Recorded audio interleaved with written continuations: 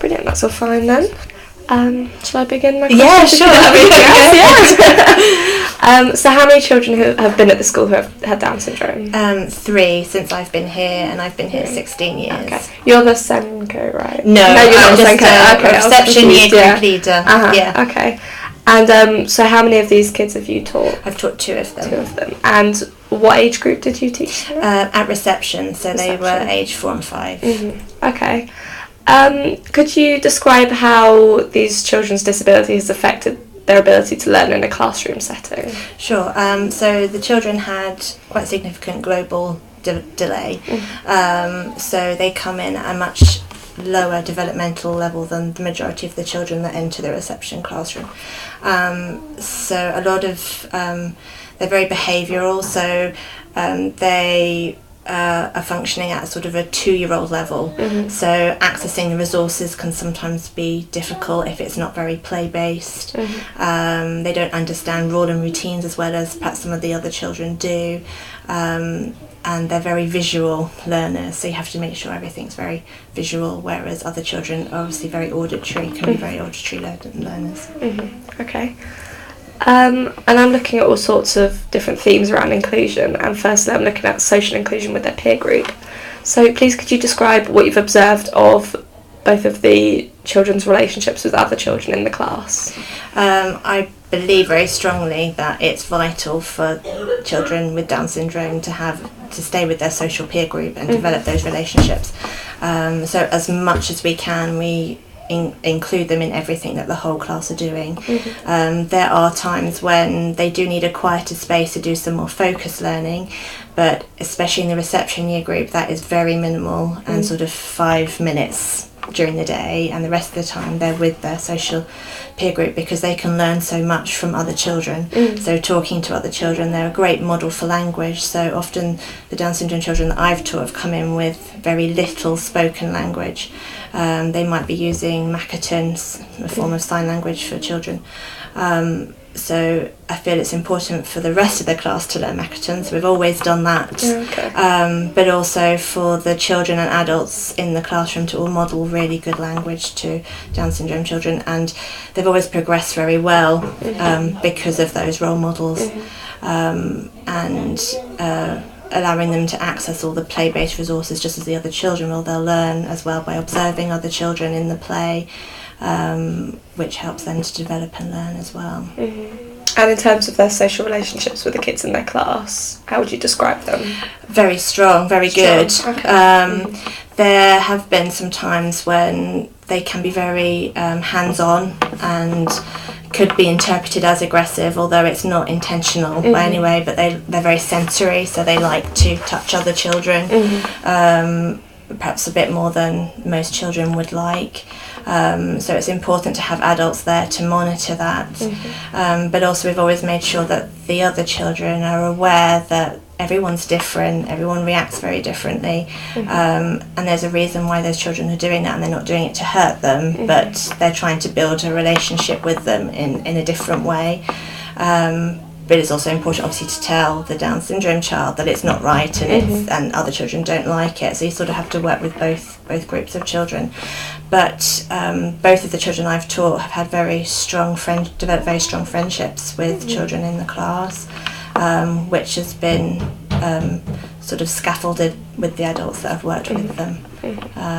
But they've always been invited to birthday parties outside of school and be included in going to other children's houses and that kind of thing. And also to incorporate the parents as well, get the parents on board. Both classes that I've taught with Down syndrome children, the parents of the other children have been very understanding and obviously wanted to involve all the children in the class as much as possible, so invited them to their houses and parties and things like that. So it's been very successful here. And if you were to say compare the relationships of the other kids in the class and a couple of the Down syndrome children and their friends, how similar would you say the social relationships are?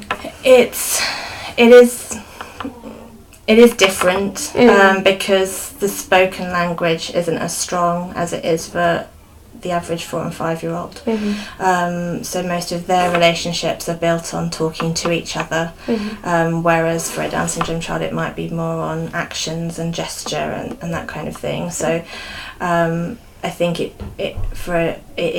is different, but as long as the adults facilitate it, I think it can be as strong and good for them as the other children.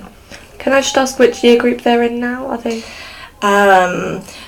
The first one I taught is now at secondary level, so that's a long time ago. In a mainstream secondary as well? No. Went from here, I believe, to a special school. Okay. So at year 2, because we're in infant school, so we got up to year 2. So went from year 2 to special, junior and secondary. And the other child I taught is currently in year 1. In year 1, okay, great. And I just wanted to check, did they have one-on-one support constantly, or did they have part-time? Or one-on-one support full-time. Constantly, yeah. Okay. So you've mentioned how already some methods of trying to socially integrate the child, but are there any other ways in which you or other teachers try to help socially integrate the kids into the school? Just to make sure that they're included in everything, that they feel part of their class and their school group, and that, as well as sort of normalising the differences, making everyone aware of them, and so that nobody either fears them or doesn't include them because of them.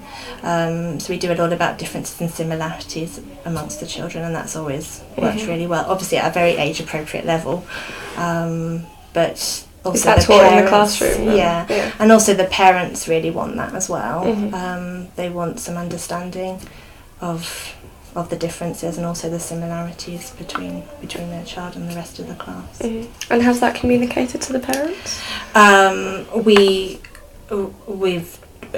have a welcome evening at the beginning of the year, so obviously I talked a little bit about that at the welcome evening to my class of parents, but also just very informal discussions with the parents as well. Okay. And are there any kind of social schemes that have been used to help the kids? We just work from the early years foundation stage framework here, and the PSED that's included in that at the ages and stages. Further up the school they use SEAL, which is a PSHE scheme, and so that's what they'll be working on now. They're in year 1. Okay. So moving on to kind of curriculum based things, to what extent was the curriculum differentiated for these kids? So in the early years foundation stage, because most of the learning takes place through play, not very much differentiation has to happen. It's mainly in the more structured areas like the phonics, so the reading and the writing, and the maths, so that's where it's probably more differentiated. We brought into most recently the Downs Ed reading programme. The child I taught did learn letter sounds and phonics, so she was included in that, but she had an additional programme that's meant to work very successfully for Down syndrome children, and she had time out of the classroom to do that because she needed a quiet space to concentrate. So that was sort of for the reading, and the writing was sort of, you just bring it down to their level, so she was working on fine motor skills, the physical skill associated with writing, more than the phonological aspect of writing, and with the one-on-one support from the adult, and I planned that for them to do, that's how it was able to happen. But as for accessing all the resources, because all the resources are very play-based, she could access all of those resources. As much as the other children could. Was there any difference in first year and second year with that, or was it generally the same? Same. Okay. And I think you just said it, but who would be responsible for differentiating? So the teacher would plan it, and then have a discussion with the teaching assistant that was working with the child, and then they would deliver it. Sometimes the teacher would work with the child as well. It depends on timetable, but I did make sure that I did some of the reading with her and the writing with her, because I feel it's important that the most trained professional, which is the teacher, does have some impact on those children as well and works with them. as well as the actual content of the lessons being differentiated, were any of the methods or styles of teaching that you used with these kids different?